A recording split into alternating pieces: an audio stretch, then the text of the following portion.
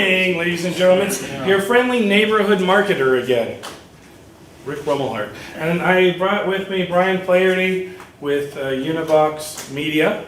And I did that because it makes it so much easier to fill 10 to 15 minutes of time when I have such a great professional that could talk about marketing items that relate to my business. And so today we're talking about programmatic media purchasing and what I like to do for my clients.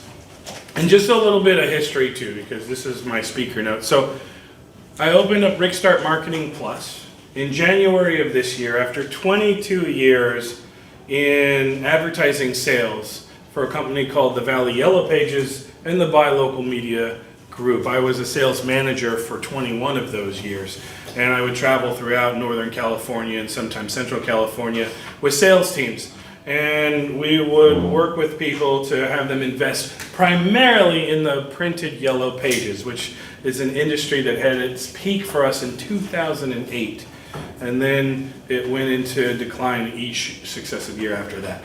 And so eventually they eliminated their management team, and it was time for me to make a decision to look forward at a dream I had about having my own agency and fulfilling that, or just going back and just being a regular sales account executive for that company, which didn't seem to have much upside. So I chose, hey, it's finally time to spread my wings and try things out on my own and be my own boss. And you know what? I haven't looked back since. It's been a great experience, and I really love what I do.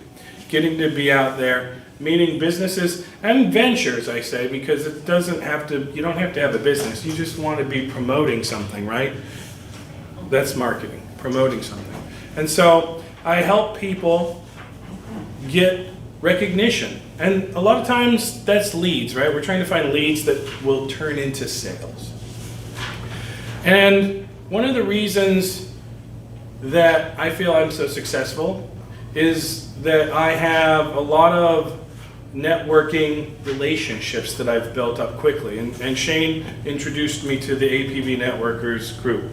And so this is basically one of my liaison partners that I can turn to become a complete agency in helping businesses not only with their marketing, but I could add benefits in terms of quickly leading them in directions that they might not have even thought of, in simple terms of maybe they even have something for their home project. I could call upon Bob, for instance, for that. Or maybe they're looking to relocate. I could call upon Margaret for those kind of things. So that is the plus side of my business. That's why I'm Rickstart Marketing Plus. And today I brought Bryan with me because he's a liaison partner for me as well. Because I can't do it all, and sometimes it's easier to have somebody that's directly connected to a particular kind of media that I can use with my client to fulfill a particular need. And so he's a partner that I can now call upon to sell this programmatic media that I'm going to have him talk a little bit about. And it really hits home for me because I use the products that he's able to get you noticed upon. Podcasts, right? A lot of you listen to podcasts on your daily drives or when you're doing something around the house, and sometimes those have advertising on it. This is the kind of stuff that we could get you involved with now. Maybe you're watching streaming TV, Hulu, Tubi, things like that. Now you can get involved in that kind of media. So without further ado, let me turn it over to Bryan Flaherty with Univox Media, and he's going to tell you a little bit about how programmatic really works. Thanks, Bryan. Yeah, thank you. So yeah, I met Rick at a networking event, and a lot of my business, we do a very specific, very technical part of the marketing pie. So for me, we best partner with folks like Rick, who has a more holistic approach for your businesses. So programmatic media, what is programmatic media? There are millions of websites out there, right? Not everybody has their own sales force selling their own advertising. So that extra inventory they have, where there are billions of impressions available, they open it up to the open internet where people like me can, it's a live auction bid on it. So every time you click on yahoo.com, in that moment that your site's loading, that ad unit, there's thousands of people bidding at that with under a second for that ad unit to target you. So it's all automated. They do that, that's the same for streaming audio. So streaming iHeart, streaming Odyssey, Sprecher, New York Times, podcasts, Pandora in a sense, Spotify in a sense as well. That extra inventory is made available to us. And then the biggest thing these days is connected TV. So Paramount Plus, Peacock, Hulu, Disney Plus, Netflix and YouTube TV kind of do their own thing, so they are streaming, but because they're such behemoths, they have their own sales force right now. They don't have inventory available to the open internet, is where we play. So the amazing thing about that is, traditionally TV is a very expensive, I don't know if anyone's ever inquired about advertising on TV. It's the behemoth for a reason. You get the entire screen, you have 30 seconds, you have no competition, you have audio and video. But for a lot of us, it doesn't make sense to target spend that money for the entire Sacramento region for advertising. But now, we can get as specific as a mile block radius of this, who comes in here, who lives in here. We can serve them connected TV ads within that radius. Isn't that amazing? Cool. So the geo-targeting is very interesting. It's all tracked based on where your phone's going. So we can go back 6 months and say I'm working with Nugget, and Nugget wants to know who's been to the Rayleigh's stores in Placer County. We can draw a little box around all the Rayleigh stores in Placer County, figure out who's been there, and then serve them ads either on their phone. We can serve them ads to their connected TV at home, whether they live in the area or not. So you get, from a geographical standpoint, you get really creative. And then that's only half of it. We can also do a lot of behavioral targeting. So solar, for instance, we can do, people interested in solar, people researching solar, contractors, same way, people interested in home improvements, people with a certain income, or people a certain age. So the possibilities are really endless on what you can target. Digital media is a little different, and it's pushing advertising to think differently. It's traditionally been, buy an ad, hope your audience sees it, and wait. Our philosophy is, okay, let's run this, let's test it, let's learn from the data, and let's make the next month better. Because we can do things in real time, we can learn a lot from the information we're getting. We can learn a lot from, if you want to do a sequence of a display ad on the internet, followed by a streaming audio ad, followed by another display ad. When do they engage? What is the point that, okay, now they've finally decided to engage with your ad or engage with your company? So it's not, we don't sell packages.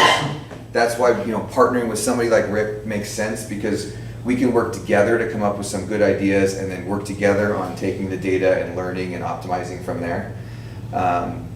But it's a fast-moving world, and it makes a lot of sense for B2B folks who don't have that traditional advertising vehicle to make sure that their dollars are going to the right places. So I want this to be open. If there's any questions or scenarios or things I can bring up to kind of make sense for your business. I can tell you one fun one we did. We worked with the Oregon Museum of Science and Industry up in Portland. It's a huge science and industry museum, similar to the Mosaic in Sacramento, and they had a Marvel exhibit, I guess. So what we did is, Marvel enthusiasts is actually a target that we can target on the internet. We also looked at all the theme parks on the West Coast, like the Harry Potter type theme parks, the Universal Studios. We put a perimeter on there and said anybody that's from greater Portland area that's traveled to these places that obviously is kind of interested in this type of action or movies or things like that. We then served an ad to them via connected TV at their home. So very creative, very fun stuff. Lots of different options. So any questions? Yeah. So in terms of, for me as a life coach, Yeah. I've tried Yahoo, I mean not Yahoo, but Yelp, which was terrible, Nextdoor. I wish I'd have all that money back to give to Rick. But so somebody like with my business, which is in Cameron Park, so it's kind of a smaller area, and on a budget, like what would be something that I could do with what you do? Yeah, so it would be understanding who, that can be difficult because we're not, HIPAA prevents us from knowing too much about someone's medical background if that's something that indicators that they may come to you, or change of jobs, or looking for jobs is one. Going through divorce is something I think we can target. It's always changing. So when I say I think, Well, it could be weight loss, Yeah, it could- and yeah. hypnosis, Yeah, and could- how, so those are behavior categories that we would look into targeting, and we could put each one in a bucket and see which one people, are people interested that we're targeting from a weight loss standpoint, or people from a divorce standpoint, or changing job standpoint, engaging with your ads the most. As Bryan had mentioned to me when we were talking yesterday, there's millions of touch points Yeah. that we have access to for demographic means. Also, what does that mean? You're always being tracked. You don't want to be tracked. Yes. You probably shouldn't have a cell phone, right? That's the first thing, because all this data comes to us courtesy of the internet too. And so this data is super valuable though, from a standpoint of us as business owners. We want this because your marketing dollar is now, through systems like this, programs like this, more valuable than it ever has been at reaching your particular audience. And so, And the reason I have to be a little vague on it is because we aren't allowed a lot of this information, because the data comes, our industry blows up if data is protected, right? If your data isn't taken care of and turned into a code that nobody can trace. So we have to look up different segments. We don't always know what segments are available because it's constantly changing, because they're constantly finding ways to protect your data.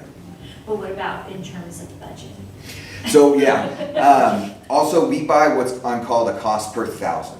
So per 1,000 impressions, we're spending that. We have that cost fluctuates a little bit, but in general it stays close to the same. My answer is, and Rick and I talked to you, want to answer this, or do you want me to answer sure, it? yeah, I have some notes on that. And in layman's terms, cost per thousand, you'll actually see that online a lot of times, or in print as CPM. It's cost per, what's the, I think it's milli. It's either Latin or French or something, but it means thousand. So it's, sometimes people look at that, it's like cost per million, huh? Wow. No, it's actually cost per thousand, even though it's recognized as CPM. So generally speaking, there's different types of advertising that could be done through Bryan. So different levels. There's something called pre-roll, which is skippable programmatic media. So you've all seen that sometimes. Like most commonly, you're familiar with it on YouTube. You pick something up and it says skip this ad in 5, 4, 3, 2, 1, right? But it's generally less expensive because people generally skip it. And the rates for that are generally between $15 and $18 per thousand. So that's just a rough estimate, right? So you look at that, and then you could figure out your budget from there. So we streamline it to the baseline price per thousand, and then you structure your budget. Now, obviously, this kind of medium is based on repetition, right? It's audio, it's visual, and sometimes it's going to be through streaming audio or video, or again delivered through other website partners. So you want that impression to be as high as possible, because it's the repetition, seeing it day in and day out for the particular person to finally make a decision. You know, one of the statistics that I always talked about in my Yellow Page industry was within 7 days, people forget 97% of everything they see, hear, and read. 97% forgotten within 7 days. So when that message gets repeated again and again, then you'll be more effective. And I'll go to you in just a sec, Margaret. So some other things too. Streaming audio, for instance, you're looking at between $28 and $35 per thousand. And then in streaming video, you're talking between $46 and $55 per thousand. Okay. So I mean, it's not super expensive, but again, Bryan deals with customers that are spending sometimes $5,000 a month, sometimes $500,000 per month. Margaret? That's what I was thinking, 500. That I could get you a really good Paula program. Brown's scenario, we'll just use you as the example. It would be like maybe one of her clients giving a testimonial would be the ad, or would it be Paula talking in the ad? But that's what you would structure, like, you know, the video of it, and then who's saying what? Is that your? That's an excellent question, Part Margaret, of because that is one thing to consider. The prices there are for placement. It doesn't include the creation, right? So the creative part of it can sometimes be a little pricey too.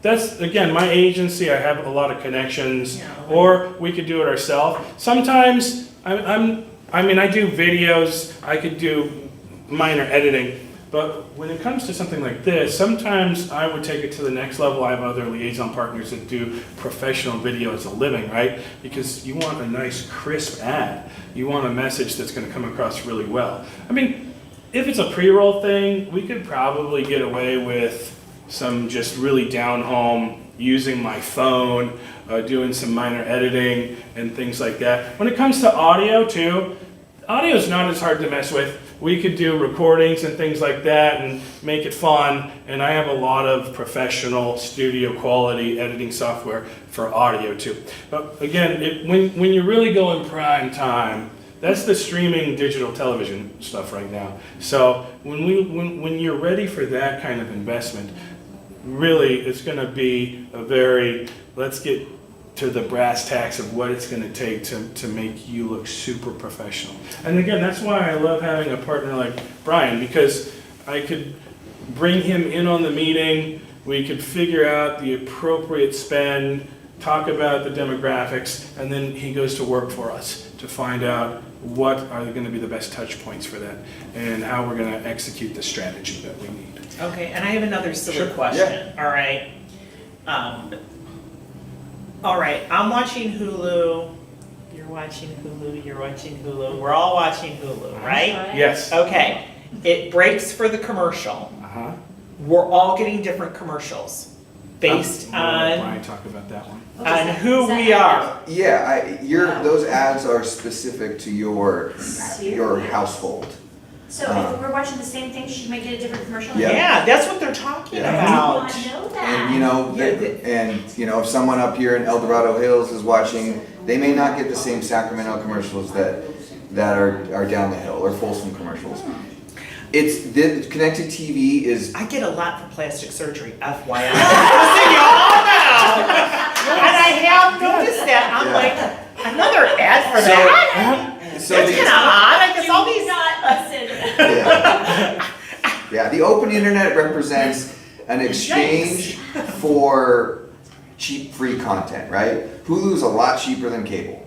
That's because they're saying, okay, we want to be able to serve you ads. In exchange for that, we want some information about you and we'll give you relevant ads. And they'll give you a low price. And that's how it is online. I mean, these publishers, I know New York Times charges, but a lot of those publishers aren't surviving. I mean, Netflix is a prime example. They couldn't survive off a subscription-based model. They had to start selling ads this year.